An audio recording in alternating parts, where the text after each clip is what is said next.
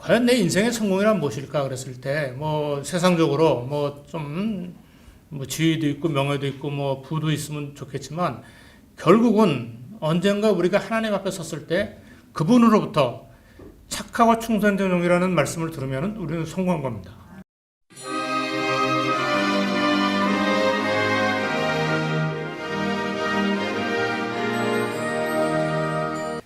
예, 여러분들을 만나 뵙게서 반갑습니다. 또 이렇게 귀한 자리에 초대해 주셔서 감사합니다. 제 경력 중에 저는 이제 온누리교회 장로로 있다가 지금 현재는 온누리교회 목사님이 개척한 개척교회를 섬기고 있습니다.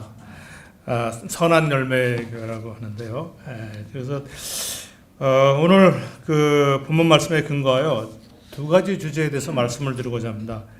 첫째는 크리스천 리더가 가져야 할 강하고 담대한 마음입니다. 둘째는 자로나 치우치지 않는 균형 감각입니다. 제가 아까 이 통화를 하라고 이걸 오늘을 켜놔서 약간 불안해서 빨리 정으로 내놓겠습니다. 아까 그 주차하느라고 제가 통화하느라고. 예. 하나님께서는 이 두 가지를 행하면 형통하리라고 약속하셨습니다. 하나님은 사람을 창조하시고 생육하고 번성하라, 땅에 충만하는 형통의 축복을 주셨습니다. 성경은 사람이 형통의 축복을 잘 누리지 못하는 것은 말씀을 떠나 좌로나 우로나 치우치는 삶을 살기 때문이라고 말합니다. 왜 우리는 우로나 좌로나 치우칠까요? 여러분들은 어떻게 생각하십니까? 나는 아주 잘 치우치지 않고 바른 길을 잘 걷고 있다 이렇게 생각하십니까? 사실 누구나 특히 신앙을 가진 사람들은 그렇게 하려고 노력을 많이 합니다.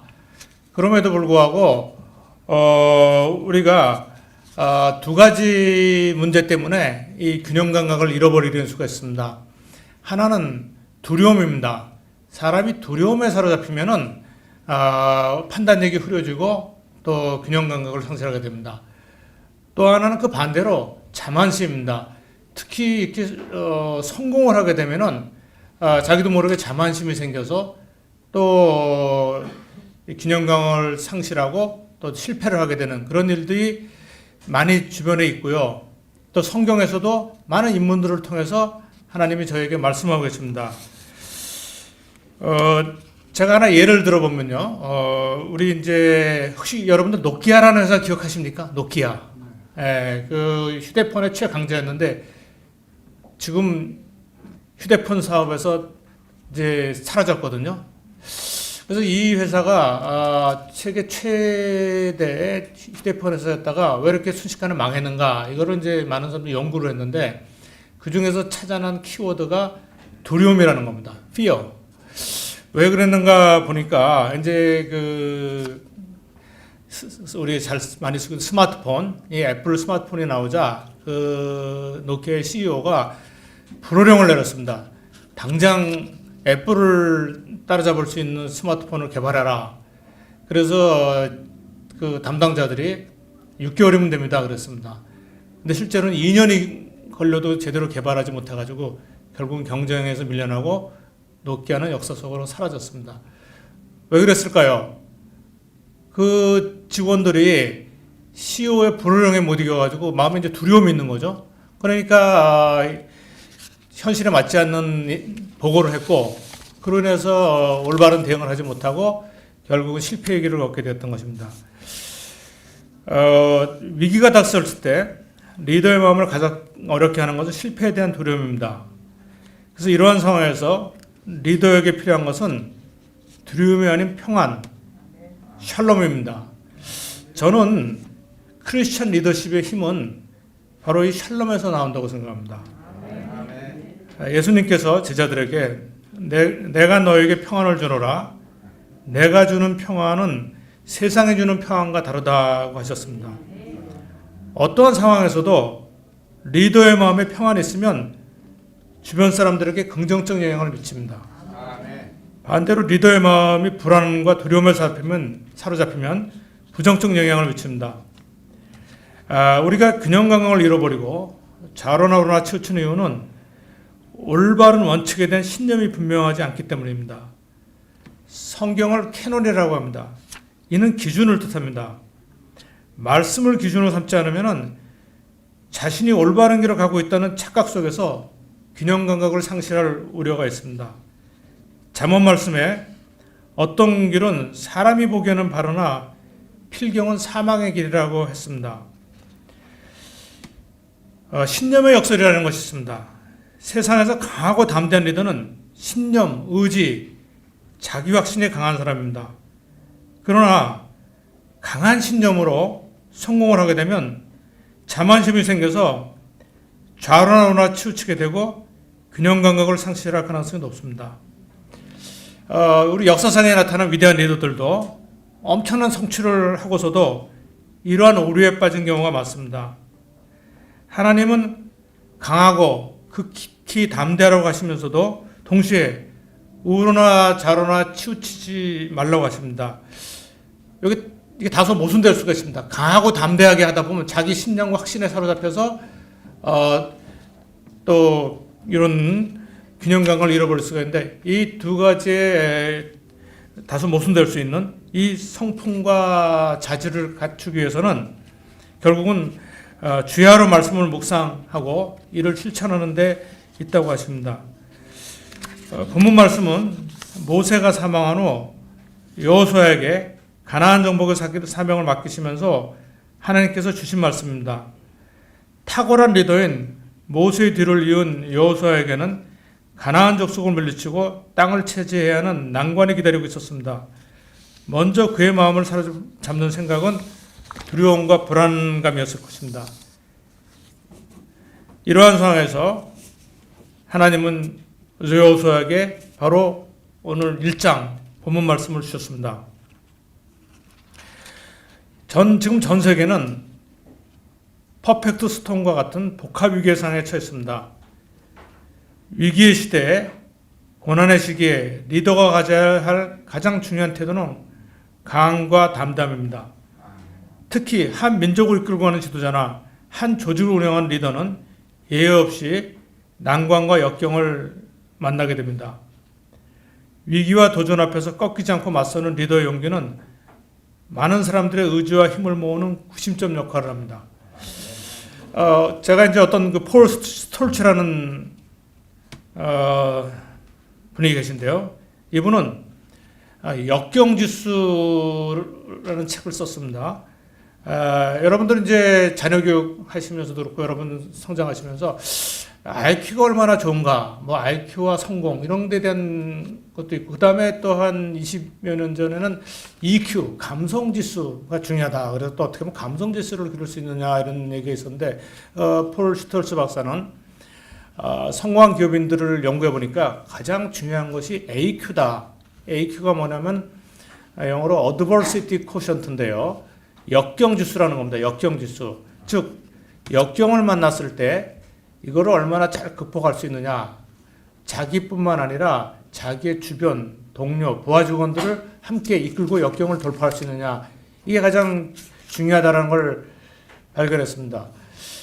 지금 이제 오늘날 기업가 정신과 창업 이런 거를 이제 여기서도 프로그램도 하시고 많은 곳에서 하고 있고, 저도 이제 중소기업 청장으로서 청년들을 지원하기 위한 프로그램들을 많이 이제 정책들을 운영했는데, 이 성공 실패의 큰 갈림길이 그 청년들이 또 기업을 준비하는 사람들이 이러한 역경을 극복할 수 있는 능력을 어떻게 갖추고 있느냐. 이것이 아무리 많은 지원을 해줘도 이게 약하면은 지원 효과가 잘 나타나지가 않아요. 그래서 저는 이제 크리스천 리더가 그 누구보다도 담대하게 설 수 있는 이유는 첫째는 하나님의 약속을 믿기 때문입니다. 모세와 동일하게 여호수아에게도 하나님은 너와 함께 하시겠다는 약속을 주십니다.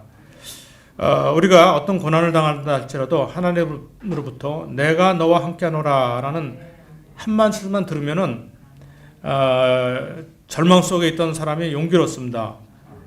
또 내가 너를 사랑하노라 라는 한 말씀에 죽어든 사람들이 살아납니다.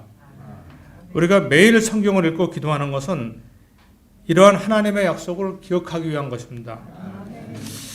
제가 한 25년 전에 IMF 경제위기 당시에 이런 연구를 한 적이 있었습니다. 우리의 신앙이 위기 극복에 어떤 도움을 주는가 이런 연구를 하기 위해서 제가 그 당시에 그 CBMC라는 걸 통해서 크리스천 기업인 10명을 인터뷰를 했습니다. 근데 그 당시 뭐 여러 가지 그 자기 나름대로 위기 극복에 대한 얘기를 했습니다만은 성경 말씀을 어떤 말씀을 가장 많이 좀 읽었느냐 도움이 됐느냐 이랬을 때 여러분도 잘 아시다시피 이사야서 41장 10절이었습니다. 두려워 말라 내가 너와 함께 하미니 놀라지 말라 나는 내 하나님이 됨이라 내가 너를 굳세게 하리라 참으로 나의 의로운 손으로 너를 붙들리라. 그때 그 인터뷰에 응한 한 분이 이런 말을 했습니다. 위기 상황에 처하니까 두려움과 함께 분노와 원망의 감정이 가득 찼다고 합니다. 그러나 말씀과 기도 가운데 평정심, 샬롬을 되찾고 나니까 이제까지 살아온 모든 것이 하나님의 은혜였다는 것을 깨닫고 평정심을 회복하고 믿음의 눈으로 상황을 파악하고 나니 살 길이 보였다고 그런 얘기를 했습니다. 제가 유학 시절 나름대로 이제 고난 가운데 시편 말씀을 열심히 읽었던 적이 있습니다.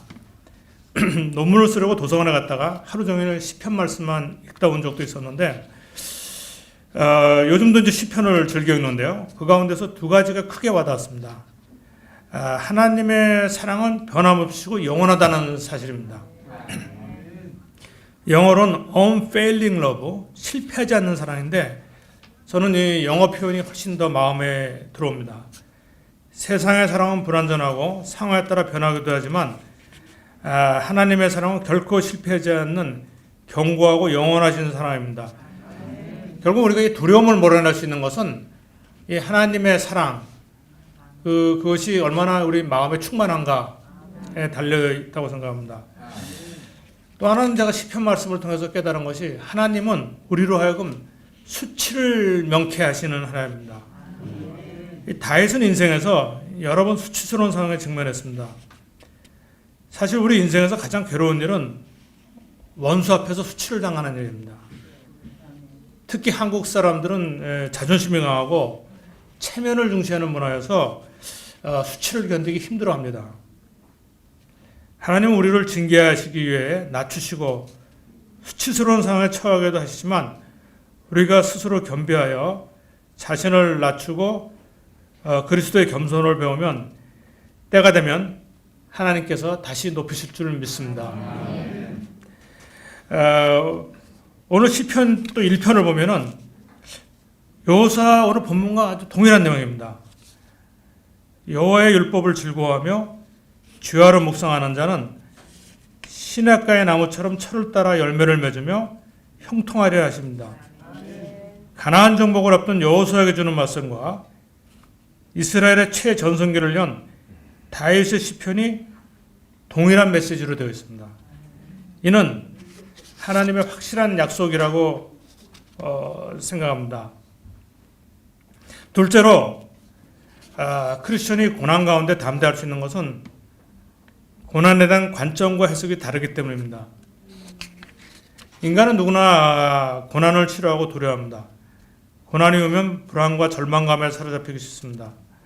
또 고난을 가급적 피하는 것이 올바른 선택이라고 생각합니다. 그러나 성경은 고난을 전혀 다르게 해석합니다. 고난을 견디라라는 말도 있지만 고난을 만나면 기뻐하라는 말이 나옵니다. 왜 기뻐해야 하는가?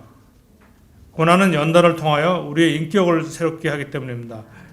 고난을 통하여 역경지수뿐만 아니라 영성지수가 길러지기 때문입니다. 영어로 그 언더독 스피릿이라는 말이 있습니다. 언더독이란 말은 싸움하다가 밑에 깔린 그 열패자를 의미합니다.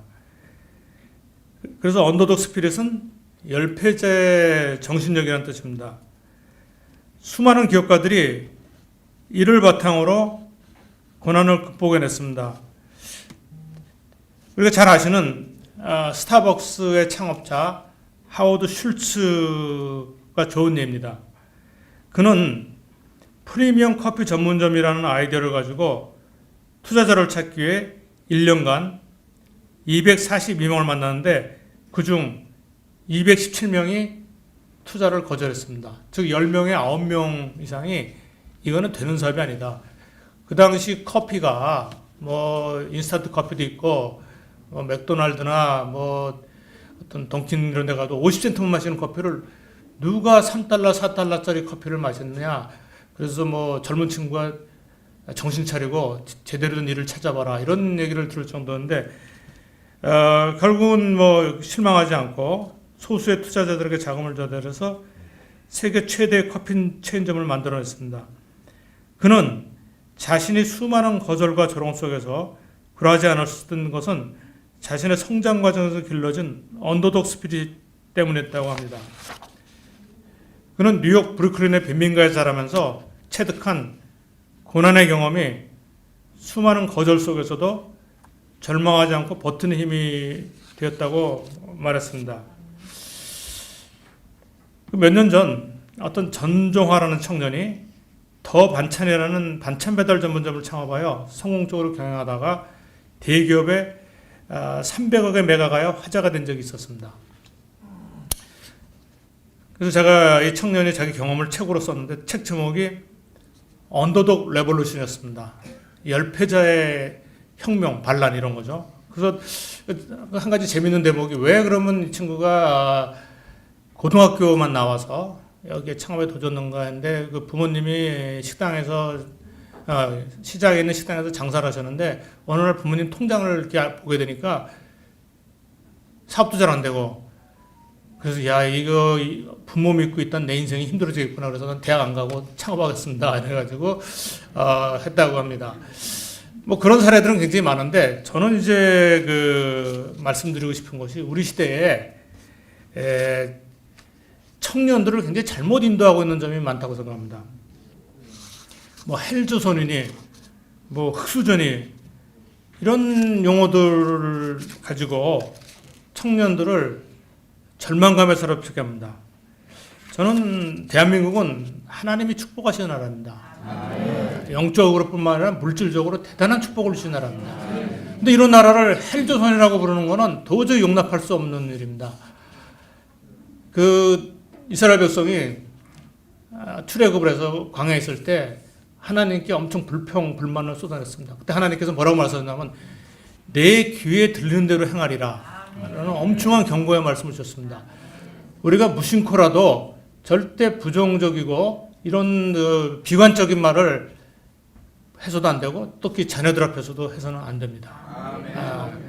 그래서 지금 물론 한국의 현실이 뭐 불평등과 양극화 현상이 있는 것도 사실이고 또 코로나 팬데믹 상황을 겪으면서 더 어려워진 것도 사실입니다.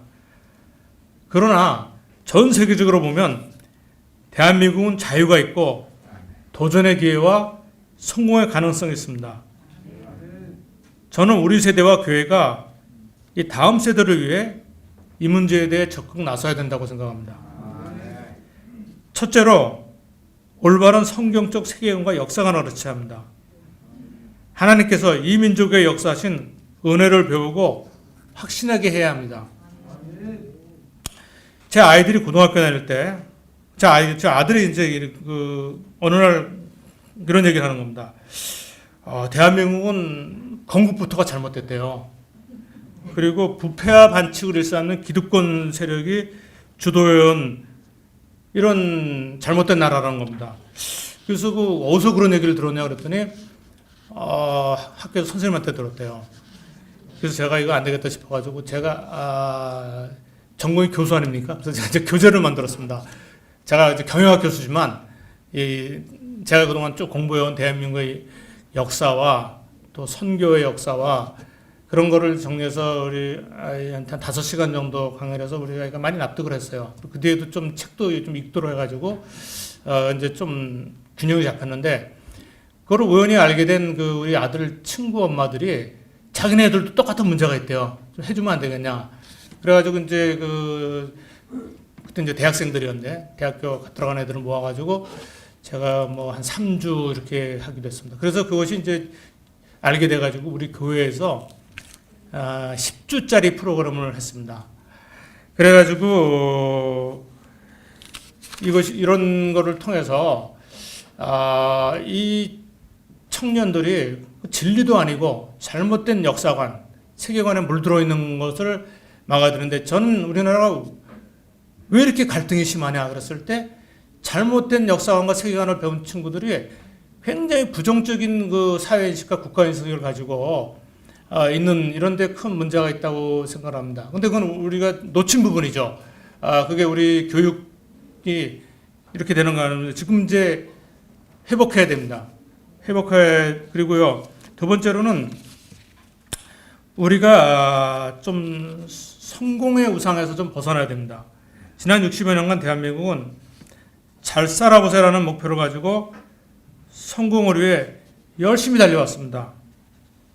그래서 물질적인 성공을 이루었지만 우리 사회에 성공주의라는 어떤 강박관념에 사로잡히게 되었습니다. 크리스천들도 여기에서 크게 다르지 않습니다. 왜냐하면 저도 한때 젊었을 때 교수로서 성공해야 되지 그런 생각을 가지고 아주 열심히 뛰었는데, 어느 하나님께서 저한테 이런 깨달음을 줬습니다. 너한테 성공이란 도대체 무엇이냐? 그러면서 제가 말씀을 읽으면서 좀 크게 깨달았던 적이 있습니다. 마태복음 25장 말씀이죠. 달란트의 비유인데, 그 각각의 달란트를 맡은 사람들이 이제 뭐 2배도 남기고, 또 1달란트 맡은 사람은 뭐 그냥 본전만 돌려드려서 크게 야단을 맞았는데, 이제 남긴 사람들에게 예수님께서 이렇게 말씀하셨죠. 주인이 잘하였도다 착하고 충성된 종아 합니다. Well done, good and faithful servant. 저는 이 말이 크게 와닿았습니다.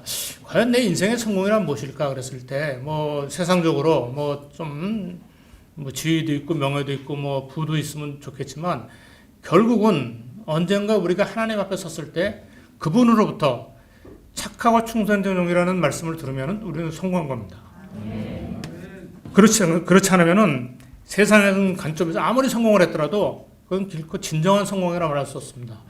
이 점에서 우리가 좀 다시 한번 우리 세대와 청년들이 이 문제를 좀 제대로 다시 한번 해야 된다고 생각합니다. 그리고 셋째는 청년들에게 세상의 흐름을 읽고 변화에 대한 대응력을 기를 수 있도록 해야 합니다. 다행인 것은 수많은 크리스천 청년들이 깨어나고 또 이를 지원하는 프로그램들이 활성화되고 있습니다.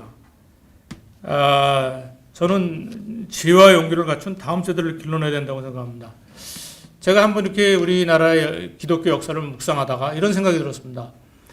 우리 1세대는 130년, 40년 전에 이제 그 처음 선교를 접하고, 그 전에 물론 캐톨릭이 있었다면 본격적인 개신교 선교는 1880년대에 들어왔는데, 그때 신앙을 가진 사람들은 아브라함과 같이 정말 그 전통과의 결별, 자기 있던 곳을 떠나서 그 신앙을 갖게 된 이런 아브라함 같은 세대였습니다.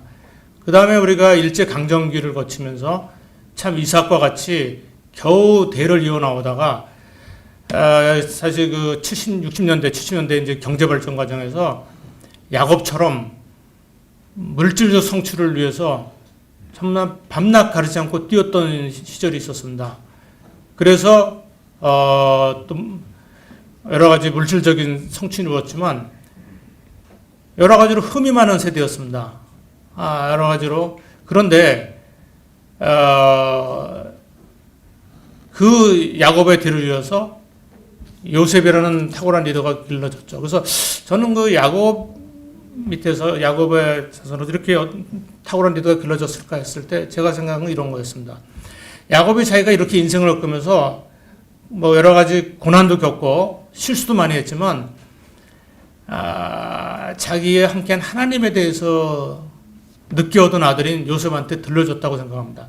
그래서 그거를 듣고 자란 요셉이 하나님과 함께 하신다라는 거. 그래서 우리가 애굽에 팔려갔을 때도 그렇고 이 고난 가운데서도 그 믿음을 잃어버리지 않았기 때문에 요셉이 하는 일마다 하나님께서 형통함을 주셨다. 그래서 요셉이 총리가 된 것은 요셉의 출세를 위해서 한 것이 아닙니다. 우리가 잘 아시는 대로 많은 생명을 살리고 이스라엘 민족을 세우시기 위한 포러너로서 선발대로 보냈다라는 것이 우리 그건데, 그래서 저는 이제 우리 시대가 정말 다음 세대에 요셉과 같은 리더들을 많이 길러내는 우리 한국 교회가 되어야 되지 않겠냐 생각을 합니다. 저는 28년 전에 기독교 연구원이라는 선교단체를 설립해서 청년들과 모임을 가져왔습니다. 그래서 기독교 아카데미, 그래서 이제 봄, 가을로 12주씩 프로그램을 운영했고요. 또 최근 몇 년간은 크리스천 창업 스쿨을 운영했고, 또 그래서 또 제가 속해 있던 교회에서도 청년들을 대상으로 해서 성경적 세계관과 기업가 정신을 이랑 교육하는 프로그램을 운영하게 됐습니다. 저는 우리 세대가, 또 선배 세대가 진정성을 가지고 청년들하고 교감을 할 때 소위 말하는 꼰대가 아닌 좋은 멘토가 되는 것을 보았습니다. 저는 우리 한국의 경제 발전과 기업가 정신을 연구하면서 대한민국이 여기까지 온 것은 하나님의 은혜라고 확신합니다. 고난을 겪으면서 형성된 헝그리 스피릿이 한국에서 하나님께서 놀랍게 역사해서 60여 년 전 세계 최빈국이고 정말 존재조차 없었던 변방국가에서 이제는 세계 10위의 경제대국이 됐고 또 세계에서 주목을 받는 중심국가로 좀 들어오고 있습니다. 그래서 제가 이것을 확신하게 된 것은 우리나라에 와서 처음에 초기 1세대 크리스천들과 선교사들의 사역을 보면서 정말 그 당시는 흑암과 무지 가운데 있는 나라인데 이분들이 도대체 무엇을 보았을까라는 생각을 했는데 그 중에 한 분을 좀 소개하려고 합니다. 이분 이름을 들어보셨는지 모르겠는데요. 호머 홀버트라는 분입니다. 고종 황제가 근대식 교육기관인 유경공원을 세우고 교사를 모집할 때 이분이 선교의 목적으로 자원해서 왔습니다. 이분은 미국 명문대학인 다트머스 대학과 유니온 신학교를 나왔으며 7개국어를 할 수 있는 언어 천재였습니다. 그래서 이분이 한국에 와가지고 한글을 배우면서 놀라움을 금치 못했습니다. 이렇게 쉽고 과학적인 글자를 발명했다는 사실을 놀라면서 한국의 역사와 문화를 연구해서 해외에 소개했습니다. 이분이 한국 역사책을 쓰기도 했어요. 한국말로 된 백과사전을 쓰기도 했고. 근데 이분이 이렇게 결론을 냈습니다. 이 민족은 뛰어난 과학적 재능과 예술적 재능을 가지고 있다. 지금은 나라가 망해가고 교육을 받지 못해서 비참한 상황에 있지만 언젠가 나라를 되찾고 교육을 받으면 세계 최고의 민족을 될 것이다. 그래서 이분은 헤이그 밀사 사건의 배우였으며 이승만 서재필 등과 독립운동에 헌신하다가 1917년 일제에서 강제 추방됩니다. 대한민국 건국 1주년이 되던 해에 이승만 대통령이 이분을 건국 유공자로 초청합니다. 미국에 계셨는데 86세 나이에 자기가 가르치기도 했고 자기가 함께 했던 이승만 대통령이 되고 또 나라가 세워졌다는 것에 기쁜 마음으로 왔는데 한 달 동안 항해 배 타고 오다가 이분이 병이 나가지고 돌아와서 여기 한국에 도착해서 5일 만에 돌아가셨어요. 그리고 이제 양화진에 묻혀 계신데 이분이 하신 말씀 중에 이런 말씀하셨죠. 나는 웨스터민스터에 묻히기보다 대한민국 땅에 묻히기 원한다라는 그런 말씀이 널리 알려졌습니다. 이분뿐만 아니라 수많은 선교사들이 복음을 듣고 이 땅에 찾아왔습니다. 양화진에 가면 본인들뿐만 아니라 풍토병으로 사망한 아이들의 무덤이 함께하고 있습니다. 그 암담한 시절에 이분들이 바라본 것은 바로 믿음은 바라는 것들의 실상이요 보이지 않는 것들의 증거라는 말씀입니다. 그래서 수많은 선교사들과 그들의 신앙을 갖게 된 믿음의 선진들이 대한민국 건국의 초성이 되었음을 기억해야 합니다.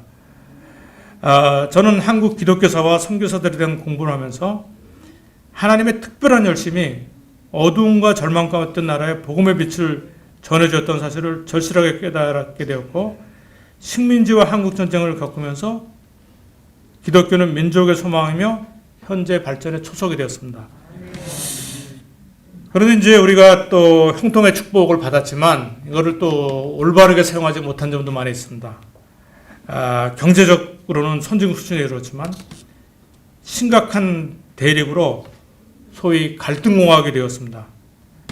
또한 지난 20여 년을 보면은 기독교를 공격하는 세력들이 커지면서 기독교에 대한 청년들의 인식이 부정적으로 변해서 교회를 떠나고 전도의 문이 막히고 있습니다. 한국 청년들이 미전도 종족화되어서 이제는 선교의 대상이 되고 있습니다. 유럽이 이미 이런 상황을 겪었습니다. 해외 선교를 열심히 했는데 돌아보니 자기 나라 청년들이 전부 복음을 떠난 이런 아주 어처구니 없는 상황들을 겪었죠. 한국도 지금 비슷한 길을 가지 않을까 상당히 우려되는 상황에 놓여 있습니다. 유럽을 보면은 이 자유주의 신학과 차별금지법으로 억압을 받으면서 몰락의 걷게 되었던 것입니다. 그래도 우리가 희망을 갖는 것은 한국 교회는 아직도 90% 가까이가 복음주의 신앙입니다. 그리고 그래서 이 차별금지법과 싸우고 있는데요. 제가 지난 7년 동안 가장 많이 활동을 한 부분이 바로 이 차별금지법 반대였습니다. 7년 전에는 정말 막막했는데 지금은 우리 한국의 수많은 교회들이 동참을 하고 특히 그 여의도 순복음교회가 적극적으로 나서준 거에 대해서 저는 정말 감사를 드리고 있습니다. 예.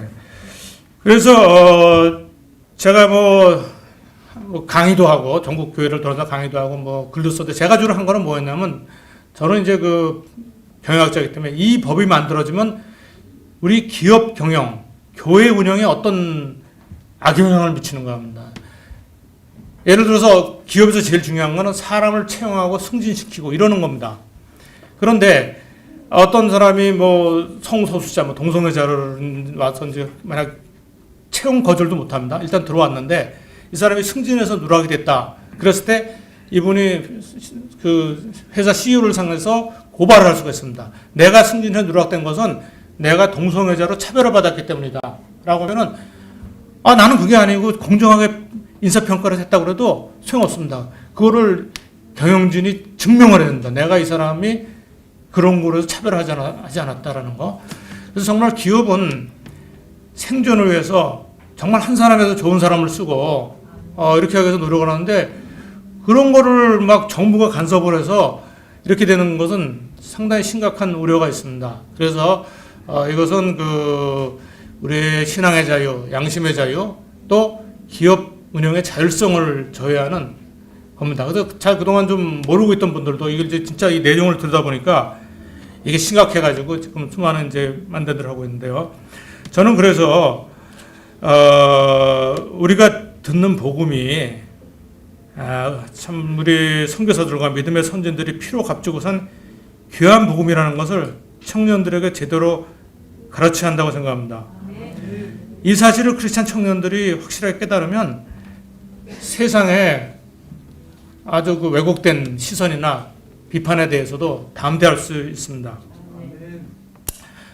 최근 한국 기독교 상황에 대한 한 연구 보고서에 보면 믿음을 지키고 있는 청소년이나 청년들 그리고 또 성인들을 중에서는 보면은 두 가지 그룹이 있다고 합니다. 하나는 가정 예배를 통해 부모의 신앙을 전수하고 또 소그룹 학습을 통해서 신앙의 의식화 또는 내면화가 이루어지는 경우라는 것입니다. 저는 가정 예배의 능력을 제 아들을 통해서 체험했습니다. 아들이 이제 미국에서 유학을 마치고 한국에 들어와서 함께 살게 됐습니다. 근데 저희는 쭉 가정 예배를 드리고 있었기 때문에 매일 저녁 10시부터 이제 가정 예배를 드리자 그랬더니 아들이 어떤 반응을 보였겠습니까? 그 말도 안 되는 얘기다. 엄청나게 반발하는 거야. 그때 우리 아들이 28인가 그런데 어떻게 청년이 매일 아침 저녁 10시 전에 들어와가지고 가정 예배를 드리냐는 거예요. 그래서 저희가 그러면은 일주일에 3번만 드리면 어떻겠느냐. 그래서 아주 마지못해 동의를 했습니다. 그런데 6개월이 지나더니 우리 아이가 변하기 시작하는 거예요. 그랬더니 좀 늦으면은 애가 조금 늦었는데 조금 기다려달라고 제가 예배를 참여할 테니까. 그리고 나니 친구들을 데리고 왔어요. 신기한 집이다. 뭐 매일 가정 예배를 드리는 집이 있다. 교회 친구들 데려온 거예요. 그러더니 또 결혼할 자기 여자 친구를 데려왔어요. 그래서 저희 같이 이제 또 예배를 드렸죠. 결국 이제 결혼을 해서 지금도 이제 가정 예배를 드리고 있다고 합니다. 저는 지금 우리 사회는 너무나 청소년들을 유혹하는 세대 풍조와 이것이 너무 심각합니다. 그래서 주일 예배를 잘 드려가고 또 교회 프로그램도 해야 되겠지만 중요한 것은 부모가 신앙 교육을 해야 됩니다. 그래서 저희 다음 세대로 신앙이 잘 전수되도록 하는 것이 저는 우리에게 주신 하나님의 선교적 사명이라고 생각합니다.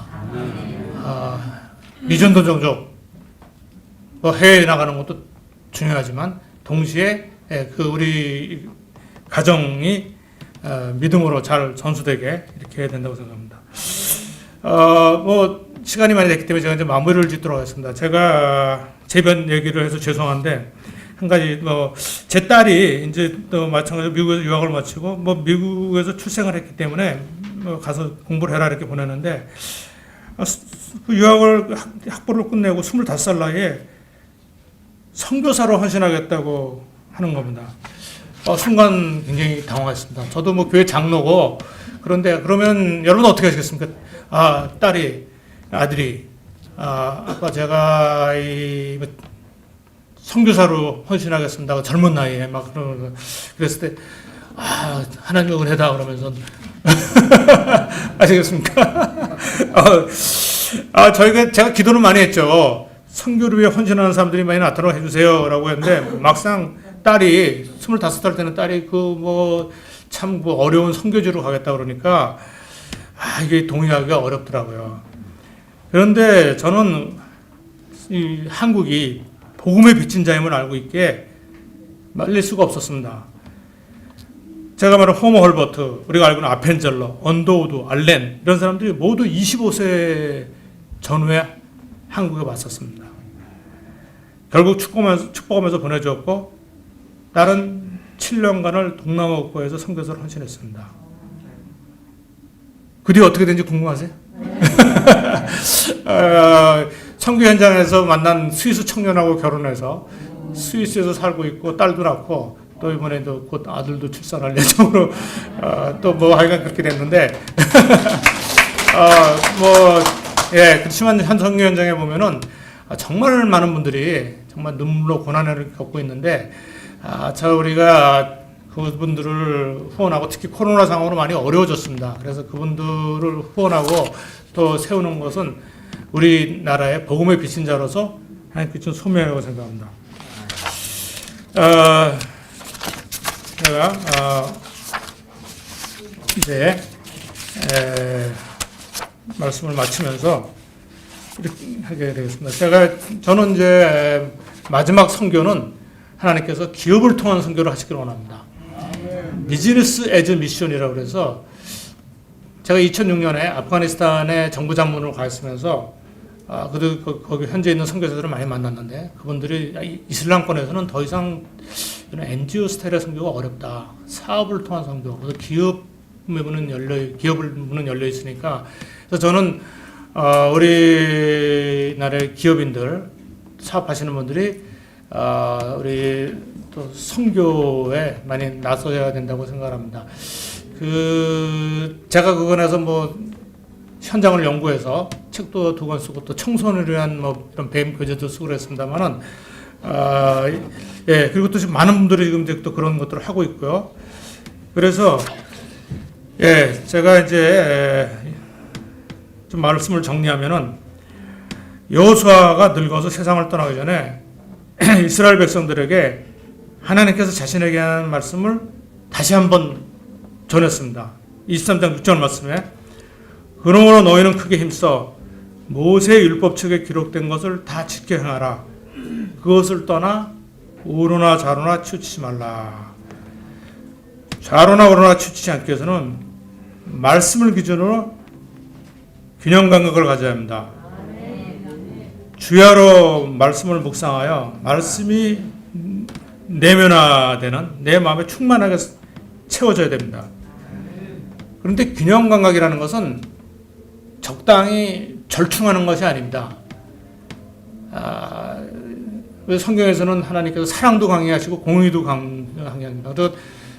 사랑과 공의를 절충하거나 적당히 타협하는 것이 균형 감각이 아니고 하나님의 때에 따라서 확실하게 행하는 겁니다. 그래서 이거를 우리가 하나님의 때를 카이로스라고 하지 않습니까?